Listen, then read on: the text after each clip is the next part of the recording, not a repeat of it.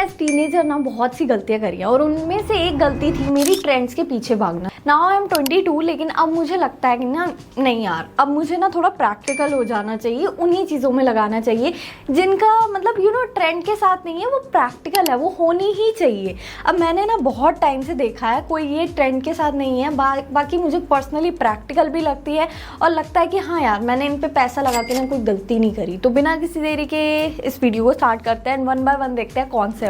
Tinted sunscreen, tinted moisturiser over foundation. अब मैंने एक गलती ये करी थी, मैं ना स्टार्टिंग से ही बहुत ज़्यादा जब कॉलेज वगैरह में जाने लगी थी ना, तब मुझे हुआ था कि यार स्किन पे एक्ने वगैरह थोड़े बहुत दिख रहे हैं तो मैं फाउंडेशन लगा लेती हूँ। मेरी वही सबसे बड़ी गलती थी कि मुझे लगा इन सबको कवर तो अभी तो कर दूंगी, लेकिन वो ना मेरे पोर्स क्लॉग करता चला गया क्योंकि डेली बेसिस पे फाउंडेशन आपको मतलब काफ़ी लोग बोलेंगे कि हाँ ठीक है, बट मेरे को लगता है ये सबसे ज़्यादा पोर्स को क्लॉग करता है, तो मैं कभी भी प्रेफर नहीं करूँगी। एज अ टीनेजर अगर मैं होती, अभी तो नहीं हूँ, तो मैं कभी भी फाउंडेशन नहीं लेती। उसकी जगह आप टिंटेड सनस्क्रीन, टिंटेड मॉइस्चराइजर में इन्वेस्ट कर सकते हो। थोड़े अफोर्डेबल ऑप्शंस में नीचे ना लिंक डाल दूंगी, बट एनीवेज ये वाला थोड़ा सा महंगा है। अभी मैंने रिसेंटली इन्वेस्ट करा है इसमें, और मैं खुद अभी तक मैं डेली बेसिस पे अगर कुछ लगाती हूँ तो वो यही दोनों है। इनिशियल डेज में आपको लगेगा कि लिपस्टिक इज़ ओके, सब लगा रहे हैं मैं भी लगाती हूँ, लेकिन लिपस्टिक हमेशा आपके लिप्स को अगर डेली बेसिस पे लगाओगे तो वो डार्क करती है। But when it comes to यार टिंटेड लिप बाम्स ले लो। अब जैसे निविया की है, इसमें तो बहुत से केमिकल्स वगैरह भी मिले हुए हैं, बहुत सारे ऐसे कलरेंट मिले हुए हैं जो कि बहुत ज़्यादा लिप्स को पिगमेंटेड बनाते हैं। अब स्किप दिस वन, बट अगर टिंटेड लिप बाम ले रहे हो SPF के साथ लो, ताकि आपको SPF की प्रोटेक्शन भी मिल जाए। अगर हम फेस पे SPF लगा रहे हैं, यार ऐसा तो नहीं है ना हम बाहर जा रहे हैं तो हमारे लिप्स पे बिल्कुल भी पिगमेंटेशन नहीं होगी। तो ये ट्रेंड मुझे पर्सनली अच्छा लगता है SPF लिप बाम का, जो कि आपके लिप्स को कहीं ना कहीं SPF प्रोटेक्शन भी दे रहा है। 30 SPF हैं दोनों, और साथ में ना आपको एक हल्की सी पिगमेंट भी दे रहा है, तो आपको you don't have to buy a lipstick instead. तो ये काफ़ी इनफ ऑप्शंस हैं, और मेरे हिसाब से मैं तो ब्लू हेवन का बहुत पसंद करती हूँ। साथ में ये डॉट एंड की का tinted one, both are good to go. अब ब्लश ब्लाइंडनेस तो सबको होती है, लेकिन मेरे केस में मुझे ऐसा लगता है ना ब्लशेज या जितने भी आपको मतलब ऐसे प्रोडक्ट्स आपको अवॉइड करने चाहिए जो आपके पोर्स को क्लॉग करे। अब डेली बेसिस पे आपको मेकअप करना होगा, आपको बाहर जाना है, you have to look presentable ना। अब मुझे ऐसा लगता है अगर आप एक बेसिक सा सनस्क्रीन टिंट या फिर एक टिंटेड मॉइस्चराइज़र ले लो, उसके ऊपर आप इस टाइप के वाटर टिंट लगाओ इंस्टेड ऑफ प्रॉपर एक पाउडर्ड ब्लश या फिर लिक्विड ब्लश की जगह आप वाटर टिंट यूज़ करो। तो उससे होगा क्या ना, आप लिप्स पे भी यूज़ कर सकते हो, आपको लिप बाम की इतनी ज़्यादा ज़रूरत नहीं है अगर स्टेन के पर्पज़ से यूज़ कर रहे हो, और चीक्स पे भी लगा सकते हो। तो water tint is a great option. अब कहीं कहीं का एटमॉस्फेयर अच्छा नहीं होता है, या कभी आप बाहर जाते हो आपको लगता है ना यार आज बहुत ज़्यादा पॉल्यूशन था बाहर और बहुत ज़्यादा धूल मिट्टी मेरे फेस पे आ गई है और कल तो पक्का एक्ने होंगे। मेरे साथ ऐसा होता है, मेरी इंस्टिंक्ट बहुत ज़्यादा स्ट्रॉन्ग है और हो भी जाते हैं। तो मैंने ना कुछ टाइम से ये HOCl स्प्रे ऐड करा है जो कि मिनिमलिस्ट का है। मुझे इससे ना ये रहता है कि मैं कहीं पर भी अगर मुझे स्वेटिंग वगैरह हो जाती है ना, जैसे जिम वगैरह जाते हुए, तो मैं इंस्टेंटली ये लगाती हूँ दिन में एक बारी। उससे कहीं ना कहीं मान लो आपका फेस जैसे हाथों सैनिटाइजर होता है ना, it works exactly like this, मतलब आपके फेस का सैनिटाइजर बोल लो इसको। तो ये HOCl स्प्रे आप कभी भी ऐड कर सकते हो, ऐसा नहीं है आपको स्किन केयर रूटीन करते हुए ये ऐड करना है, तो ये मस्ट हैव है, ये ज़रूर ऐड कर लेना। क्योंकि एज अ टीनेजर आपको बहुत सारे एक्ने फेस करने पड़ते, बहुत तरह के ब्रेकआउट्स फेस करने पड़ते हैं। बाहर जाओगे बहुत धूल मिट्टी एंड ऑल कभी रहती है, या आपके घर का पानी अच्छा नहीं है, तब भी ऐसा हो सकता है। अब फेशियल हेयर आपको बहुत ज़्यादा फेस करने पड़ते हैं इस टाइम पे। अब होता क्या है ना, वैक्सिंग कराओगे पेनफुल रहता है। मैं अपना एक्सपीरियंस बता रही हूँ। रेज़र से ना मानो 2 या 3 दिन में ना हेयर ग्रोथ वापस आ जाती है, और उसके बाद आता है आपका थ्रेडिंग आपको, मेरे को तो पर्सनली इतना आलस आता है ना कि मुझे बाहर जाना है, कराना है। अब मुझे पर्सनली ना कुछ टाइम से बहुत अच्छा लगने लगा एपिलेटर। मैंने बहुत ज़्यादा इन्वेस्ट करा है, ऑलमोस्ट 3800 इसके लिए इन्वेस्ट करें हैं, लेकिन ये मस्ट हैव है, मेरा खुद का एक्सपीरियंस है ये। अब मैं जब भी इसको यूज़ करती हूँ ना, ऑलमोस्ट 4 वीक्स तक छुट्टी, कोई आपको बार बार रेजर नहीं यूज़ करना, थ्रेडिंग नहीं, वैक्सिंग नहीं, सॉर्ट एकदम। और आपके जो थिक फेशियल हेयर हो जाते हैं ना बार बार रेजर यूज़ कर वो भी कहीं ना कहीं ये बिल्कुल जैसे वैक्सिंग से जड़ से निकल जाता है ना, पूरा रूट से निकल जाता है ना हेयर, वैसे ही एपिलेटर के साथ है। और अगर आपका बजट अच्छा है तो लेज़र करा लो, लेकिन एपिलेटर वन टाइम इन्वेस्टमेंट है, आपका पूरा टाइम छुट्टी, उसके बाद कुछ भी नहीं लेना। और अगर कोई अफोर्डेबल ऑप्शन ढूंढ रहे हो तो इस टाइप के अज़ा के रेज़र आते हैं जो कि आपको आसानी से 150 में 3 या 4 पेयर मिल जाएंगे, मतलब पेयर नहीं, सिंगल पीस मिल जाएगा, तो वो भी यूज़ कर सकते हैं। Always double cleanse your face, ये गलती मैं बहुत टाइम से कर रही थी। जब भी मैं फेस वॉश यूज़ कर रही थी ना, वो मेरा मेकअप कंप्लीटली हट ही नहीं रहा था। ऐसा नहीं है कि आपने मेकअप करा है तभी करोगे, मुझे तो लगता है आपने अगर सनस्क्रीन भी लगाया ना, और वो बहुत थिक सनस्क्रीन है ना, तब भी वो कहीं ना कहीं आपका मतलब हटता नहीं है वन गो में। तो it's better to use a micellar water first and then cleanser से फॉलो इट अप। तो उससे क्या होगा ना, आपका मेकअप वगैरह जितना भी रेजिड्यू रह जाता है वो अच्छे से रिमूव हो जाएगा, ब्रेकआउट्स का कोई चांस ही नहीं।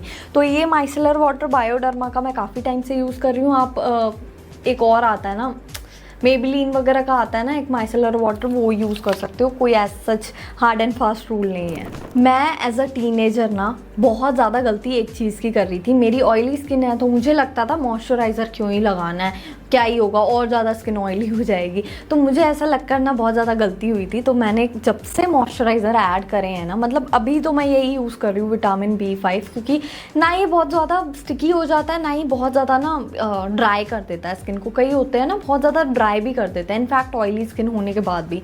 तो मुझे पर्सनली ये वाला अच्छा लगता है क्योंकि इससे मेरा फेस बिल्कुल परफेक्ट बैलेंस मॉइस्चर का जो चाहिए ना वो रहता है। अब अगर आप मॉइस्चराइज़र स्किप करते हो ना, तो आपका नेचुरल जो ऑयल है ना फेस का, वो क्रिएट होने लगता है, जिसकी वजह से और फेस ग्रीजी लगता है। तब भी कहते हैं मॉइस्चराइज़र स्किप मत करो, और मैंने ये बहुत बड़ी गलती करी थी। मुझे लगता है कि आप भी कर रहे होगे। ऑलमोस्ट 80% लड़कियां ना मुझे मिलाकर बहुत डरती हैं कट स्लीव्स ड्रेसेस पहनने में, क्योंकि उनके अंडर आर्म्स बहुत डार्क हो चुके हैं। अब इसका रीज़न ना मेनली यही है कि हम बहुत फिटेड कपड़े, फिटेड ड्रेसेस, फिटेड टॉप्स पहनते हैं। पहले तो हमें रियलाइज़ नहीं होता है, मुझे भी नहीं होता है, कि मतलब मेरे अंडर आर्म्स किसी कोने में सड़ रहे हैं और मैं लगातार वही टॉप ऐसे फिटेड बस अपना स्टाइल मारने के लिए पहनती जा रही हूँ। बट चलो, पहनने चाहिए, कोई दिक्कत नहीं है। ऐसा नहीं है कि मैं बिल्कुल नेग्लेक्ट करूँगी उस चीज़ को। तो मुझे ऐसा लगता है ना, मैं डेली बेसिस पे जब से ये अंडर आर्म रोल ऑन और एक ग्लाइकोलिक टोनर भी ऐड करने लगी हूँ, कहीं ना कहीं बहुत डिफरेंस आया है। अब इसकी बात करूँ, इसके अंदर ना 5% AHA है। फ्रेग्रेंस बहुत ज़्यादा ऐसे माइल्ड सी है, बिल्कुल भी बॉदर नहीं करेगी, कहीं ना कहीं ओडोर कंट्रोल करने वाली है वो वाली फ्रेग्रेंस। और साथ में ना आपके जितने भी डार्क अंडर आर्म्स हैं ना, वो काफ़ी हद तक क्योर हो जाते हैं। I have personally noticed it, और मुझे लगता है it's best in the market when it comes to controlling pigmentation, odour वगैरह, सब के लिए मुझे लगता है ये बहुत अच्छा ऑप्शन है। Try this one, daily basis पे ऐड कर दो अगर आप फिटेड टॉप्स या इस टाइप के कपड़े पहनते हो तो। इस टाइप के ब्लॉटिंग पेपर ना हमेशा अपने कोने में कहीं पे बैग में ऐड कर लिया करो as a school going girl या कॉलेज गोइंग गर्ल, क्योंकि पता नहीं मतलब स्किन ना बहुत ज़्यादा ऐसे हो जाती है ऑयली सडनली, और समर सीजन में ऐसा सबके साथ होता है। मैं अभी दिखा देती हूँ। जैसे मैंने ना इसको लगाती हूँ ना, मुश्किल से 100 रुपये के आते हैं, बट जैसे अगर मैं इसको इधर मान लो मेरे को ऑयल आ रहा है, तो ये सारा ऑयल जो है ना एब्जॉर्ब कर लेता है। देख रहे हो, पूरा इस पे ऑयल आ गया। तो इस टाइप के पेपर्स होने ही होने चाहिए, ज़्यादा महंगे नहीं आते। मैं ऐसा इसलिए भी बता रही हूँ, काफ़ी लोग ना वेट वाइप्स यूज़ करते हैं जिसके अंदर ऑलरेडी इतना प्रोडक्ट इन्फ्यूज़ होता है, जिसकी वजह से अगर आप अपने फेस पे लगाते हो ना, एक्ने होते हैं, ब्रेकआउट्स होते हैं। अब उसको किस लिए यूज़ करना, सिर्फ टेबल वगैरह साफ़ करने के लिए, डस्टिंग के लिए यूज़ कर सकते हो अगर ले रखा है तो। But blotting paper are way better option than this. अब इस टाइप की ना ग्लास पैकेजिंग वाली परफ्यूम कभी मत कैरी करा करो। अपने साथ ये ऐड कर सकते हो, ये ऑटोमाइजर्स होते हैं। अब इनको ना आपको खोल के बस इसका नोजल जो है ना वो निकाल लेना होता है, और साथ में इसका बैक का जो साइड है ना उसको इसमें अटैच करके सारी परफ्यूम को इस तरह से स्प्रे कर लेना होता है। इससे ना सारी परफ्यूम आपकी इसके अंदर आ जाती है, और साथ में आपको ना इतनी बड़ी परफ्यूम कैरी करने की ज़रूरत नहीं है। अगर ये खो भी जाएगा तो भी दिक्कत नहीं है। ड्यूरिंग द टाइम कभी भी लगे तो आप इस तरह से इसको रीएप्लीकेशन कर सकते हो। मुझे ना पर्सनली बहुत आलस आता है बाहर जाके सैलून डेली कुछ हफ्ते 10 दिन में जाके सेट कराना आईब्रोज को, इसलिए मैं ये 3 टूल्स अपने पास रखती हूँ, जिसमें से सबसे पहला है एक रेज़र जो अबव द आईब्रोज जितने भी हेयर होते हैं एक्स्ट्रा हेयर को रिमूव करने के लिए। उसके बाद ये प्रिसाइज सीजर जो एक्स्ट्रा हेयर को रिमूव करने के लिए होती है, और ये ट्विज़र जिसकी हेल्प से बिलो द आईब्रोज जितने भी हेयर होते हैं उसको रिमूव करने के लिए। ये 3 टूल चलो बात हो गई। अब बारी आती है जब भी आईब्रोज बनानी होती है या आपके पास प्राइमर नहीं है, मॉइस्चराइज़र नहीं है, या फिर आपको एज अ हेयर जेल किसी चीज़ को यूज़ करना है, एलोवेरा जेल में इन्वेस्ट करो। ये आपके पास हमेशा स्टॉक में होना ही होना चाहिए, ये आपका बहुत जगह काम आएगा, ट्रस्ट मी ऑन दिस। और साथ में ना आप इसको एज अ बॉडी लोशन भी यूज़ कर सकते हो। तो ये आप आईब्रोज बनाते हुए हल्का सा लगाओगे ना, तब स्मूथली ग्लाइड होंगी सारी चीज़ें। There will be some days when you feel like your skin is not looking its best, जहाँ तुम्हारी स्किन बहुत डल है, कब कोई भी रीज़न हो सकता है ना उसका, डेली पॉल्यूशन, सन प्रोटेक्शन ना लगाना, बहुत से रीज़न हो सकते हैं। उस केस में ना तुम्हें बहुत लोग सजेस्ट करेंगे फेशियल्स करा लो, ब्लीच करा लो, ब्लीच से तो तुम्हारा फेस एकदम फेयर हो जाएगा और बिल्कुल एकदम ही अलग ही लगोगे, गोल्डन आवर वाला ग्लो मिल जाएगा।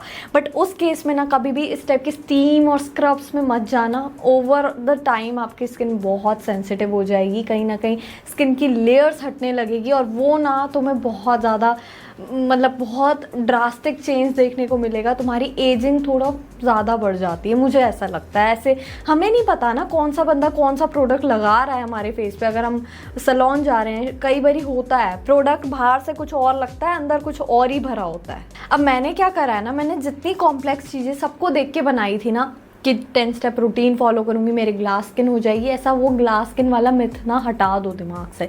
बिल्कुल सिंपल रखो चीज़ें, जैसे एक बारी क्लेंजर, उसके बाद मॉइस्चराइज़र, उसके बाद सनस्क्रीन। ये है आपका एएम रूटीन। पीएम रूटीन में वही क्या बोलते हैं, क्लेंजर और मॉइस्चराइज़र, बस। बहुत बिल्कुल मैं ऐसा ही करती हूँ, मैं खुद ऐसा करती हूँ।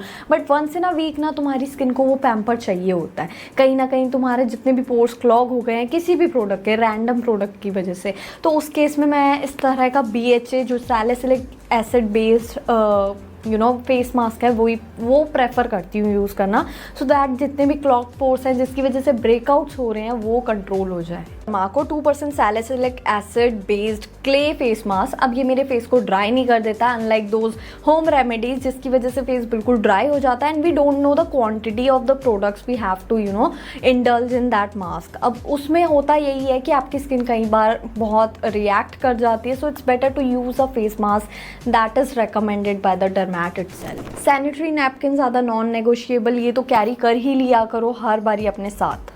मुझे लगता है ना accessories plays a crucial role in your whole look. अब जैसे मैंने एक बेसिक सा आउटफिट पहना हुआ है, यहाँ पे अगर मैं एक्सेसरीज ऐड कर दूँ तो इसका लुक इतना एलिवेट हो जाएगा ना। अब देखो, ये मैंने एक्सेसरीज काफ़ी टाइम में मुझे लगता है मैंने कॉन्स्टेंटली यूज़ करी है और मेरे कहीं पे भी इनमें ना टार्निश नहीं हुई है। Always invest in anti tarnish jewellery. अब जैसे कि ये एक एक करके बताती हूँ। जैसे अब ये वाली नेक चेन, स्नेक नेक चेन बोलते हैं, ऑलमोस्ट बहुत सालों से इसका ट्रेंड है और कहीं पे भी नहीं जा रहा है और सभी आउटफिट पे आराम से चली जाती है। When it comes to watch, एक टाइमलेस वॉच लो जैसे कि ये। अब इसमें गोल्डन और सिल्वर दोनों है, डुअल टोन है, तो मैं किसी भी आउटफिट पे पहन लेती हूँ।